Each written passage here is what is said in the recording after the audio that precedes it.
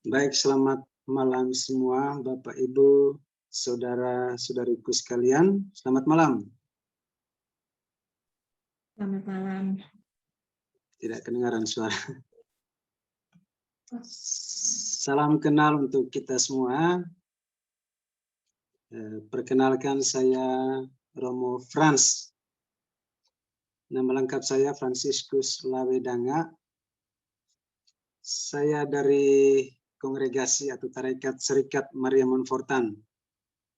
Mungkin ada yang baru dengar ini ya. Ini nama ordo atau serikat saya ini, Serikat Maria Montfortan. Biasanya disingkat SMM. Atau kadang-kadang orang juga memanggil kami itu Montfortan. Montfortan ya. Jadi pendiri kami Santo Montfort. Mungkin lebih asing lagi untuk kita pendiri kami ini. Santo Montfort ini berasal dari Prancis Barat.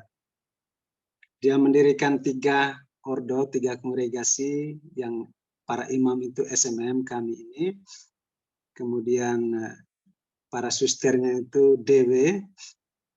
Di sini disebut putri-putri kebijaksanaan. Mereka berkarya di Flores Barat sekarang ya. Kemudian ada juga bruder-bruder yang didirikan itu namanya Santo Gabriel. Belum masuk ke Indonesia. Mereka baru ada di Malaysia, Singapura, Thailand. Baik, terima kasih kepada Ibu Regina yang sudah mengundang saya untuk berbagi renungan untuk kita semua pada kesempatan malam hari ini. Sebenarnya sudah beberapa kali Bu Regina ini minta saya, tapi selalu saya berhalangan dan baru malam ini saya bisa. Ketika diminta untuk memberikan renungan pada hari ini, saya sebenarnya waktu itu bingung mau berikan apa untuk Bapak Ibu saudara-saudari. Tapi ketika Ibu Regina mengatakan bahwa kebetulan hari itu tanggal 22 itu adalah perayaan atau peringatan Maria, Santa Perawan Maria Ratu, maka langsung terpikir dalam benak saya ini, baiklah kalau saya beri tema atau judul renungan saya ini, Maria Ratu Hatiku. Kedengaran lebih personal gitu ya. Tidak juga tinggi-tinggi banget ya, sangat dekat dengan kita. Maria Ratu Hatiku seperti yang tertulis di situ. Ya, hari ini kita memperingati Santa Perawan Maria Ratu bersama seluruh gereja. Di sini saya ingin memutarkan salah satu lagu yang menurut saya cocok dengan tema ini.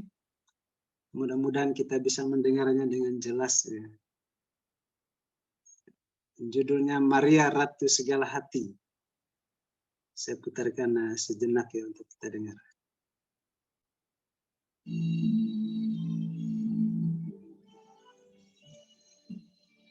Apakah kita bisa dengar?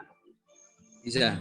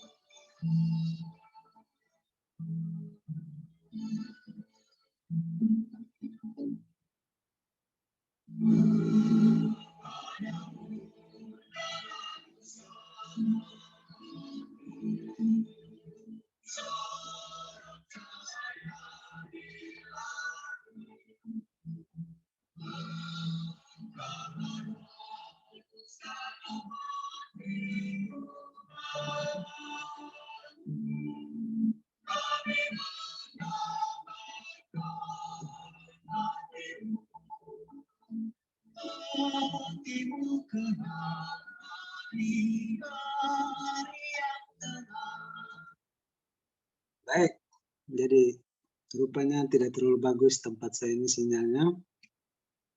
Ada keluhan bahwa tidak kedengaran jelas dan putus-putus, nggak apa-apa ya. Jadi lagu tadi itu mengungkapkan itu ya. Mau saya ulang, Romo? Penghormatan. Ya, nah, boleh lah. Kalau bisa lebih jelas diulangi. Satu ayat saja nggak apa-apa. Satu ayat saja. Mohon maaf karena tempat saya ini sinyalnya kurang bagus. Jadi mau diulang? Boleh diulang satu ayat saja. Supaya semua bisa dengarkan.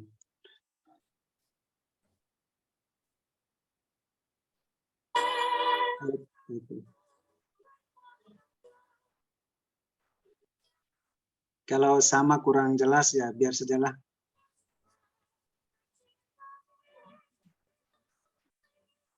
Hah?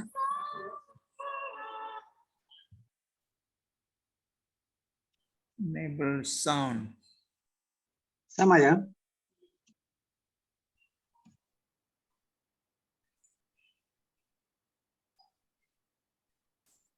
Sama berarti ya.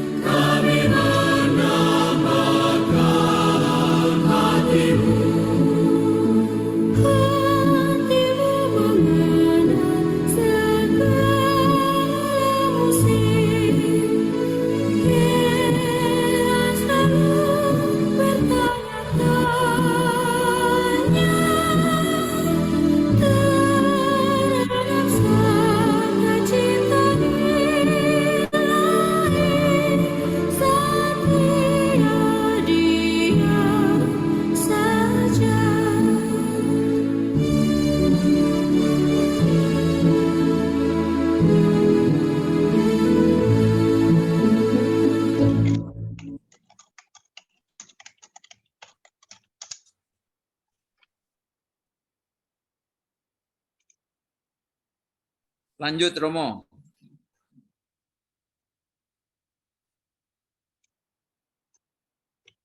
Baik.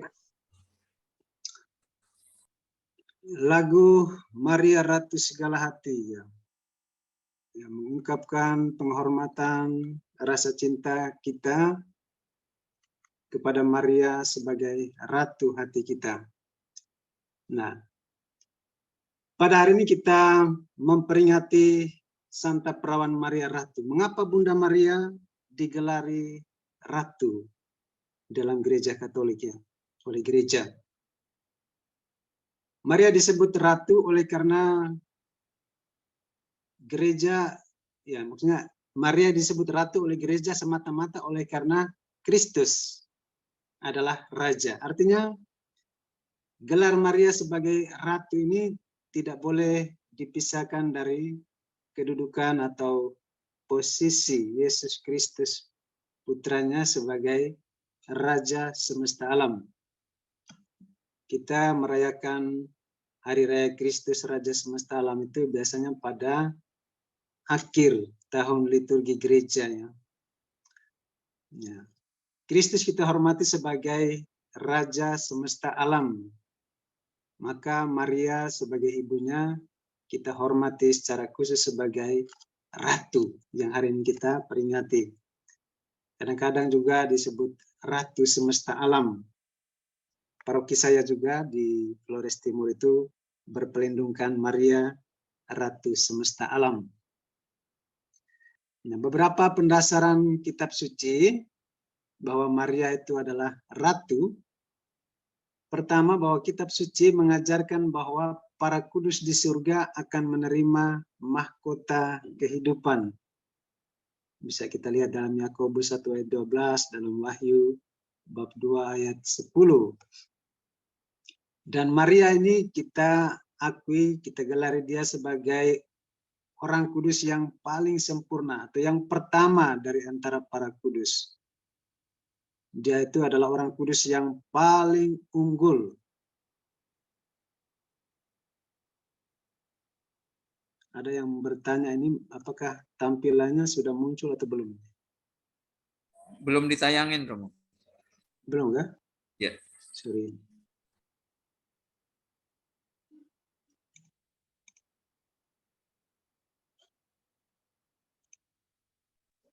Apakah bisa? Muncul? Bagus. Muncul. Oke. Yang kedua, kitab suci juga menggambarkan Bunda Maria sebagai perempuan bermahkotakan 12 bintang. Nah, kita sudah tahu pasti itu digambarkan dalam kitab Wahyu bab 12 ayat 1. Permaisuri bermahkotakan 12 bintang. Kemudian dalam kitab suci juga disebutkan bahwa ratu kerajaan yang duduk di sebelah kanan raja itu adalah ibunda sang raja. Kita bisa lihat dalam Raja-Raja bab 2 ayat 19. Kemudian didukung oleh pernyataan Santo Athanasius yang hidup pada abad ketiga yang mengatakan bahwa jika sang anak, maksudnya Yesus adalah raja, maka ibu yang melahirkannya adalah layak dan sungguh pantas disebut sebagai ratu yang berkuasa. Jadi karena Yesus adalah raja, maka ibunya yaitu Maria itu layak disebut sebagai ratu yang ikut berkuasa, ikut memerintah ya. Barangkali sekarang kita bisa bandingkan dengan ratu Inggris, ratu Belanda ya. Mereka ikut berpengaruh dalam kerajaan, ikut memerintah bersama anaknya yang adalah raja.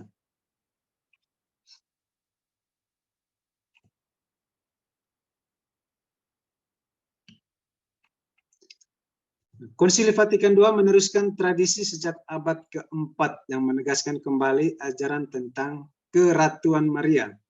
Dalam dokumen Lumen Gentium nomor 59 dikatakan, akhirnya perawan tak bernoda yang tidak pernah terkena oleh segala cemar dosa asal, sesudah menyelesaikan perjalanan hidupnya di dunia, telah diangkat memasuki kemuliaan di surga beserta badan dan jiwanya. Ia telah ditinggikan oleh Tuhan sebagai Ratu alam semesta, supaya secara lebih penuh menyerupai putranya. Ini pengakuan secara resmi gereja dalam dokumen Lumen Gentium tentang Maria sebagai Ratu. Ini sebuah dokumen yang resmi dari Konsili Vatikan, jadi tidak perlu diragukan posisi Maria sebagai Ratu. Gelar Ratu diberikan untuk menunjukkan secara resmi keadaan Santa Perawan Maria yang bertahta di sisi putranya, Raja Kemuliaan. Gelar sebagai Ratu beserta kekuasaannya telah diperkenalkan di lingkungan Rahib Benediktin sejak abad ke-12.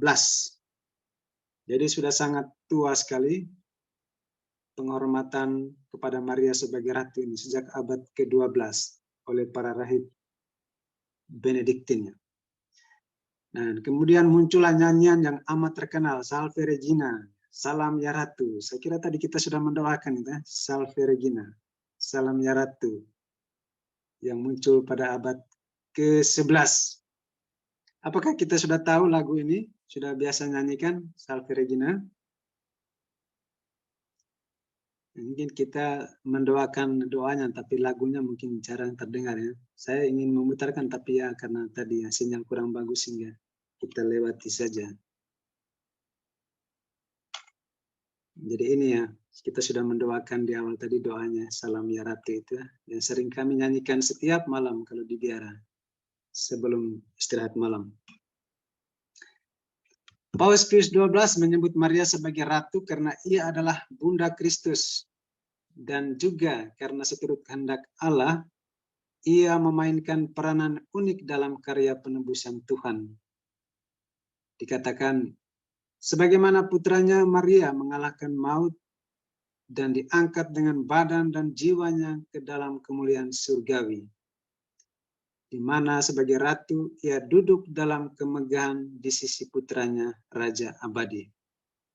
Ini dinyatakan oleh Paus Pius XII ya, dalam dokumen Munificentissimus, sudah sangat tua, 1950. Gelar Maria sebagai ratu dinyatakan dalam dokumen gereja, khususnya juga dalam ensiklik Pius XII Ad Caeli Reginam. Kemudian Pius XII, Paus yang sama ini, menegaskan keratuan Maria dengan memasukkan peringatan khusus dalam kalender liturgi tanggal 31 Mei sebagai Pesta Maria Ratu. Jadi dulu dirayakan pada tanggal 31 Mei. Nah, sekarang sudah dengan pembaruan liturgi tahun 1969, Pesta Santa Perawan Maria Ratu ini diubah menjadi tanggal 22 Agustus, yaitu dalam oktav atau hari ke-8 sesudah Hari Raya Maria diangkat ke surga yang kita rayakan pada tanggal 15 Agustus yang lalu. Pesta liturgis yang baru ini bisa dipandang sebagai kelanjutan dari ketentuan tentang pengangkatan Maria ke surga dan sebagai penegasan tentang pengantaran Maria. Pius XII mempersembahkan dunia kepada hati Maria tak bernoda, Bunda dan Ratu pada tanggal 31 Oktober 1942 sebagai pengakuan publik akan keratuan Maria sebagaimana kerajaan Kristus. Jadi ada rumusan yang bagus berbunyi seperti ini. Sebagaimana gereja dan seluruh umat manusia dipersembahkan kepada hati kudus Yesus, maka dengan cara yang sama kami pun mempersembahkan diri untuk selama-lamanya kepadamu dan kepada hatimu yang tak bernoda, Bunda kami dan Ratu dunia, agar cinta dan perlindunganmu mempercepat kemenangan kerajaan Allah. Jadi sebuah ungkapan yang sangat bagus melalui Paus Pius XII sebagai salah satu ungkapan iman gereja akan keratuan Maria. Baik, itu sedikit pendasaran latar belakang sedikit tentang perayaan kita, peringatan Santa Perawan Maria Ratu yang kita rayakan pada hari ini. Nah, kembali ke tema kita malam hari ini, Maria Ratu Hatiku. Kalau kita mengakui atau menyebut Maria sebagai Ratu hati kita, apa kira-kira maknanya? Apa sih artinya itu Maria sebagai Ratu hatiku, hati kita? Yang pertama, menyebut Maria sebagai Ratu hati kita berarti kita mau memberi ruang sepenuhnya kepada Bunda Maria untuk menjadi ratu yang berkuasa bersama Kristus, Sang Raja yang bertahta di pusat hati kita atau di istana hati kita.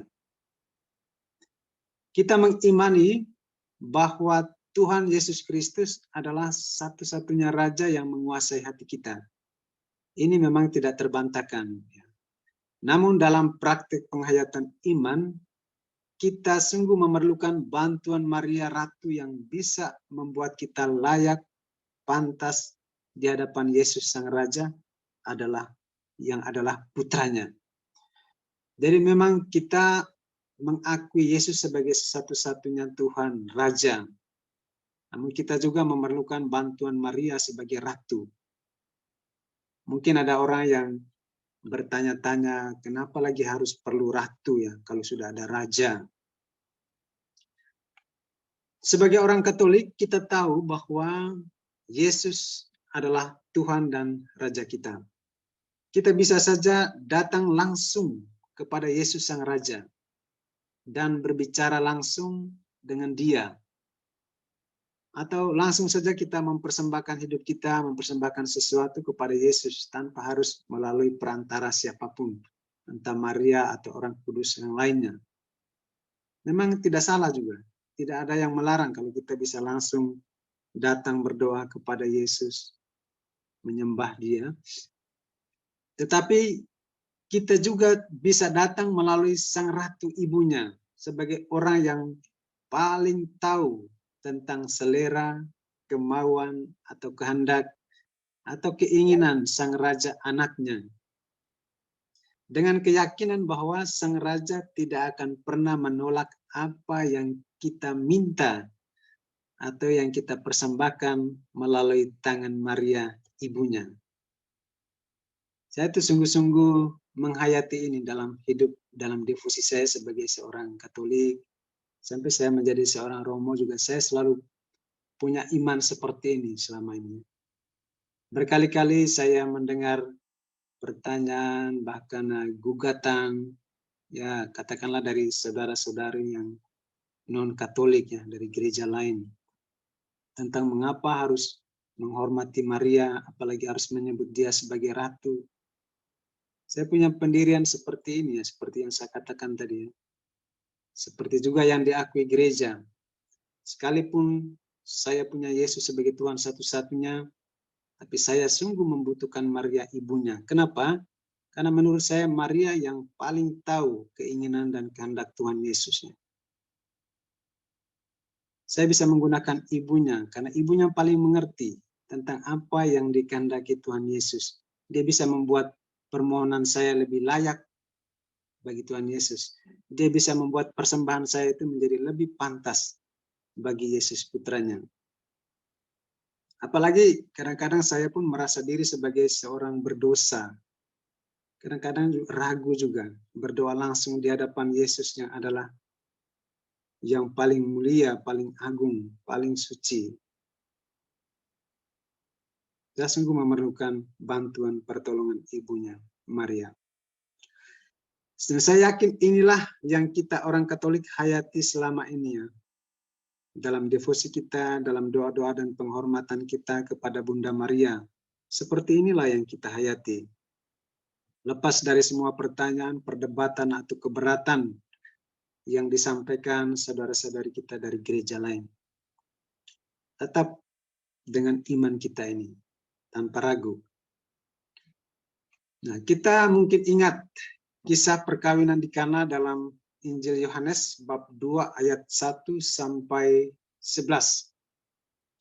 Itu menjadi salah satu dasar biblis yang menurut saya sangat kuat dan bisa membantu kita kenapa kita harus datang kepada Yesus melalui Maria sebagai sebuah jalan yang menurut saya aman, sebuah jalan yang baik, nyaman untuk kita. Nah, dalam peristiwa di Kana itu, ketika Yesus membuat mujizat yang pertama, mengubah air menjadi anggur, di situ peran Maria itu sangat besar sekali, sangat menonjol sekali. Maria pribadi yang sangat peka ya. Dia tahu kebutuhan manusia, kebutuhan tuan pesta waktu itu. Kehabisan anggur itu sesuatu yang sangat memalukan dalam tradisi pesta Yahudi. Kalau sampai tuan pesta habis anggur itu, wah, aib besar. Nah, Maria itu membaca situasi itu dengan kepekaan, kepedulian itu, dia tahu apa yang sungguh dibutuhkan manusia.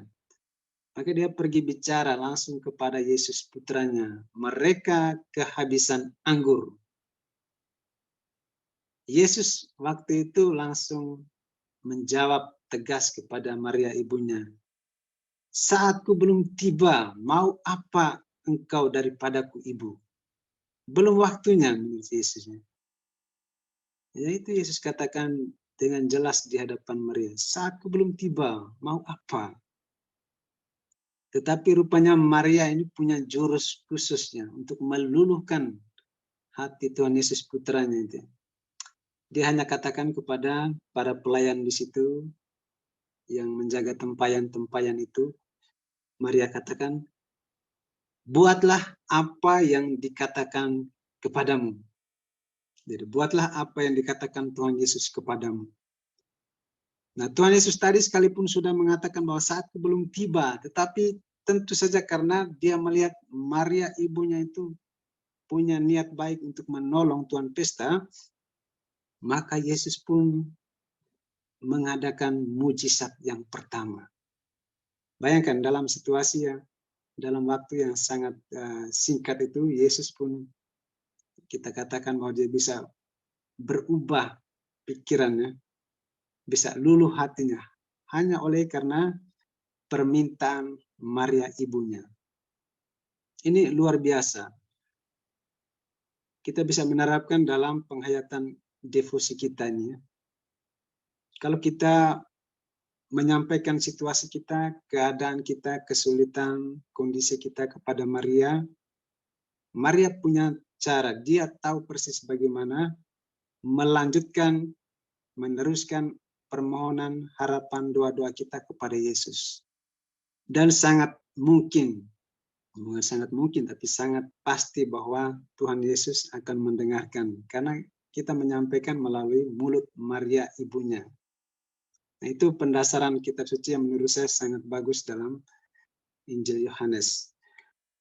Dalam saat-saat sulit, dalam situasi tertentu, di mana kita merasa tidak berdaya untuk mengatasi persoalan itu, dan pada saat yang sama kita tidak punya keberanian, tidak punya kekuatan, tidak punya kepercayaan diri untuk berbicara langsung kepada Tuhan Yesus, oleh karena mungkin kita merasa terlalu lemah, rapuh, terlalu banyak dosa, maka Maria Sang Ratu bisa menjadi jalan yang aman dan nyaman bagi kita untuk datang curhat, menyampaikan harapan-harapan kita, doa-doa kita kepada Maria. Dengan keyakinan bahwa Maria nanti akan memoles, membuat layak, membuat pantas, dan meneruskan semuanya kepada Yesus putranya. Maria paling tahu, paling terampil membuat segala sesuatu layak di mata Yesus putranya. Ya, ini harus sungguh-sungguh kita yakini sebagai seorang Katolik, ya, anak-anak Maria ini harus punya keyakinan sungguh-sungguh seperti ini. Jangan pernah punya keraguan sedikit pun. Nah, peran dan posisi Maria ini tidak perlu kita ragukan. Sebab sebelum Yesus wafat di kaki salibnya, kita baca dalam Injil Yohanes, Yesus telah menyerahkan Maria ibunya kepada murid yang dikasihinya. Ya, murid itu kita kenal sebagai Yohanes, ya. Ya, murid itu mewakili kita semua. Jadi di bawah kaki salib Yesus sebelum dia wafat, dia menyerahkan Maria ibunya kepada kita yang diwakili oleh Yohanes, murid yang dikasihnya itu. Begitu juga sebaliknya, dia menyerahkan kita kepada ibunya. Kita baca dalam Injil Yohanes bab 19 ayat 25 sampai 27. Dan dikatakan di situ bahwa murid yang dikasihi itu menerima Maria di dalam rumahnya. Murid itu mewakili kita semua yang menerima Bunda Maria dalam hati kita, yang menerima Bunda Maria dalam hidup kita. Dan ini sesuai dengan kehendak Yesus sendiri. Karena dia yang mempersembahkan Maria ibunya kepada kita, dan sebaliknya mempersembahkan kita kepada Maria ibunya di kaki salibnya. Maria menjadi ibu rohani dalam suka dan duka hidup kita. Dia selalu ada bersama kita, sama seperti dia menyertai para murid yang berdoa bersama di Yerusalem menantikan kedatangan Roh Kudus menjelang hari Pentakosta. Jadi Maria menyertai para murid sama seperti dia menyertai gereja sampai hari ini.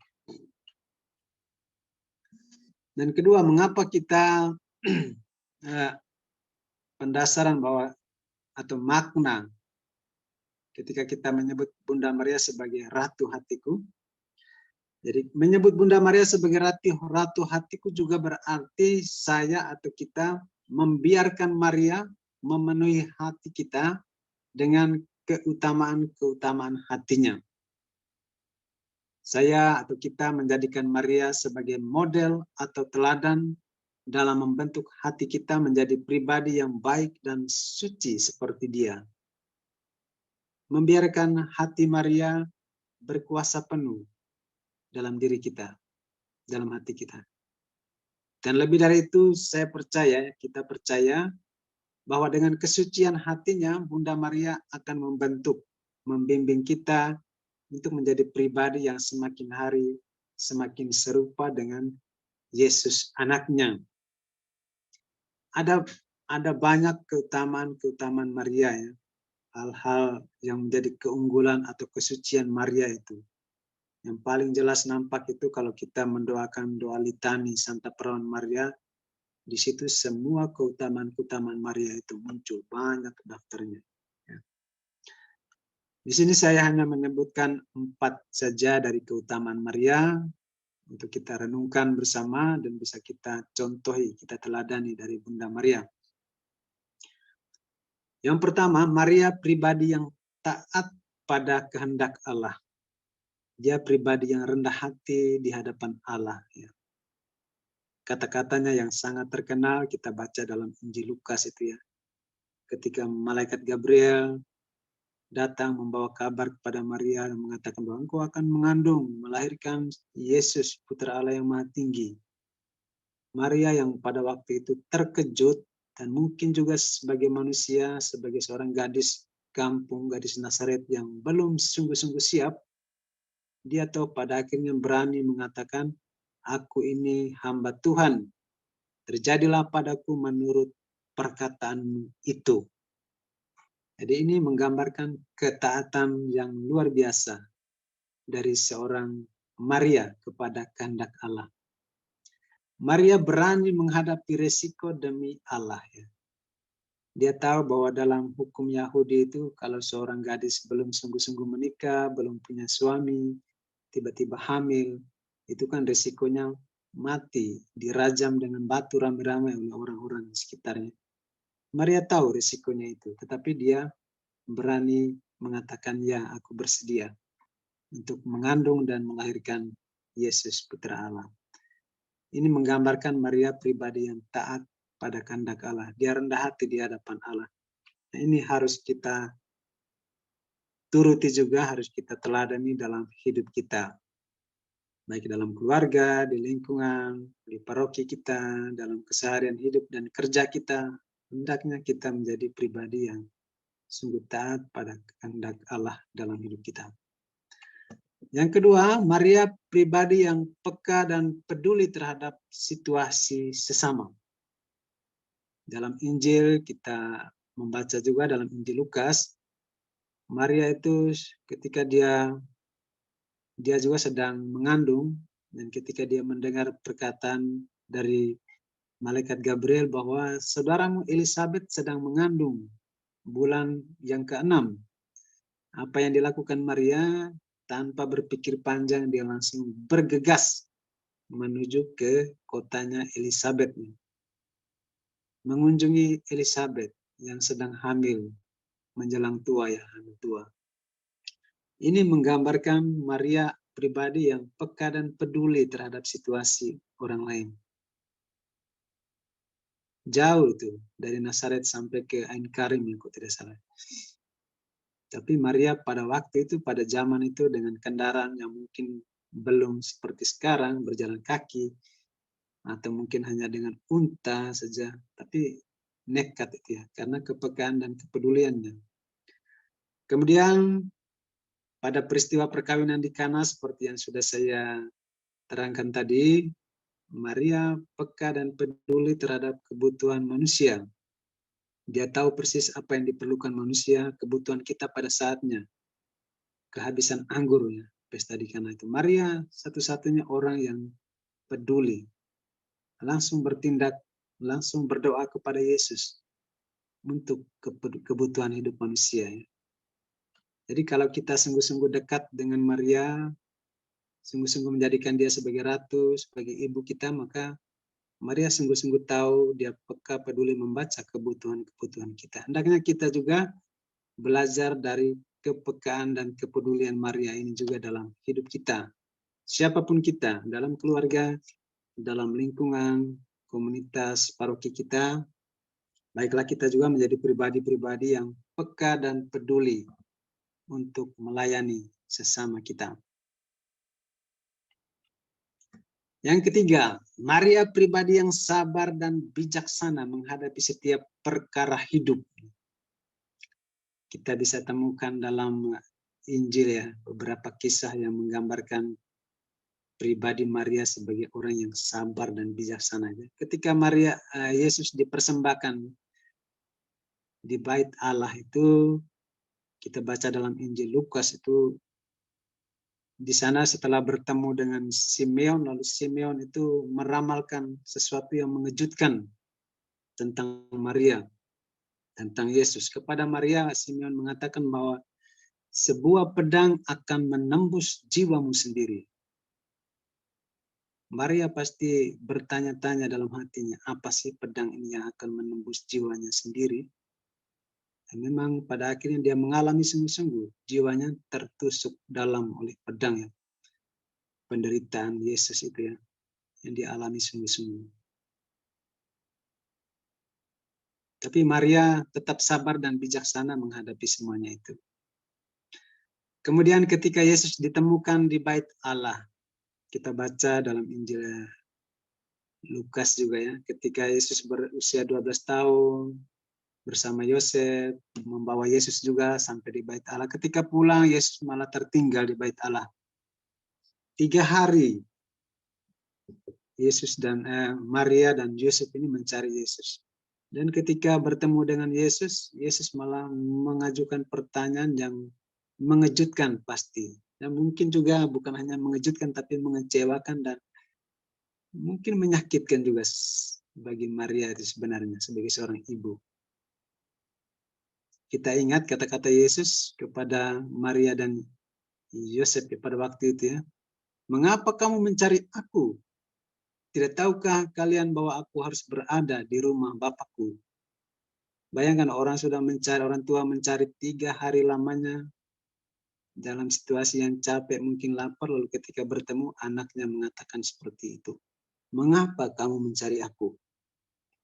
Maria dan Yosef pasti bertanya-tanya. Maria sebagai seorang ibu pasti terkejut, heran kok bisa-bisanya anak saya ini. Tapi apa yang dilakukan Maria, dia menyimpan semua itu di dalam hati dan merenungkannya. Tidak pernah dikatakan bahwa Maria itu jengkel, kecewa, sebel terhadap Yesus anaknya. Ini menggambarkan kesabaran dan kebijaksanaan Maria.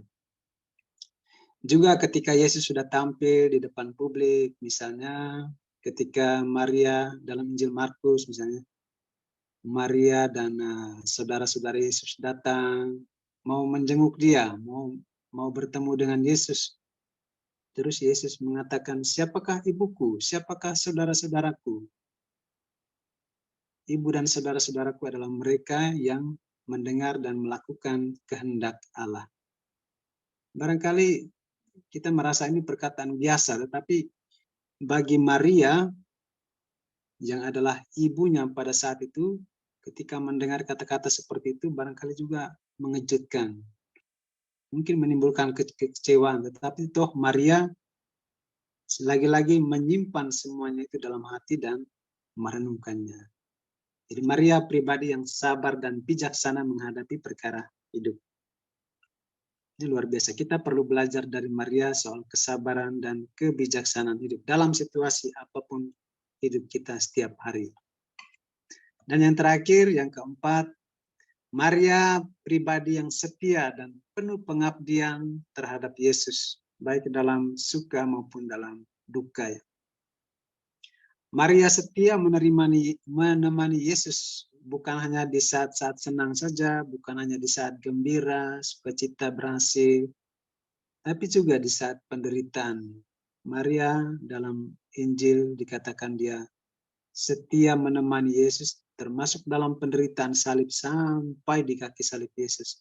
Sampai Yesus diturunkan dari salib, Maria menyambut dan memangku Yesusnya, putranya. Dia tidak pernah tinggalkan Yesus. Sekalipun murid-murid Yesus sudah lari meninggalkan dia, Maria tetap setia.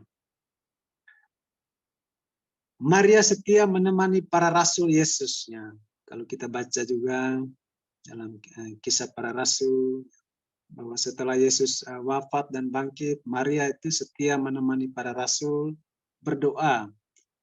mereka menantikan Roh Kudus ya di salah satu ruang atas di Yerusalem di Senakel. Ini menyatakan bahwa Maria itu pribadi yang setia, bukan orang yang tidak setia atau cepat meninggalkan teman. Kemudian Maria juga setia menemani gereja sampai hari ini.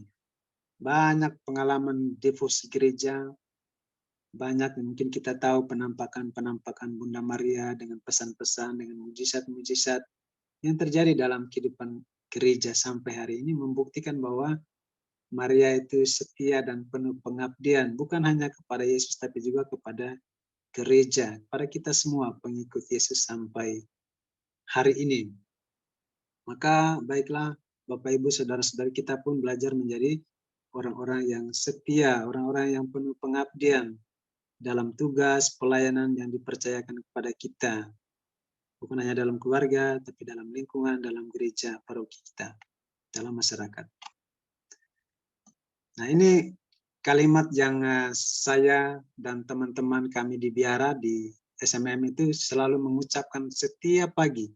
Ketika kami ibadat pagi itu, kami selalu mengucapkan kalimat singkat ini. Kalimat ini ditulis oleh Santo Montfort pendiri kami dalam buku Bakti Sejati 233, yang kalau di antara kita ada yang anggota Legio Maria atau legioner, pasti juga kalimat ini bukan kalimat yang asing. Aku milikmu semata-mata dan segala milikku ku persembahkan kepadamu, ya Yesus terkasih, melalui Maria, ibumu yang suci. Ini sebuah ungkapan devosional, ungkapan penghayatan iman kepada Yesus melalui Maria, yang mewarnai penghayatan hidup kami, para Montfortan, dan juga mungkin para legioner yang menghayati ini ya. Bahwa kita setiap hari mempersembahkan hidup kita, apa yang kita lakukan, pikiran, perkataan, perbuatan kita, kita persembahkan kepada Yesus melalui tangan Maria, yang adalah Ratu hati kita, Ratu hidup kita. Demikian saja Bapak Ibu, Saudara-saudari, renungan singkat dan sederhana yang saya bawa untuk kita pada malam hari ini, pada kesempatan doa bersama, pada peringatan Maria, Ratu kita pada hari ini ya. Terima kasih dan saya kembalikan kepada host. Selamat malam.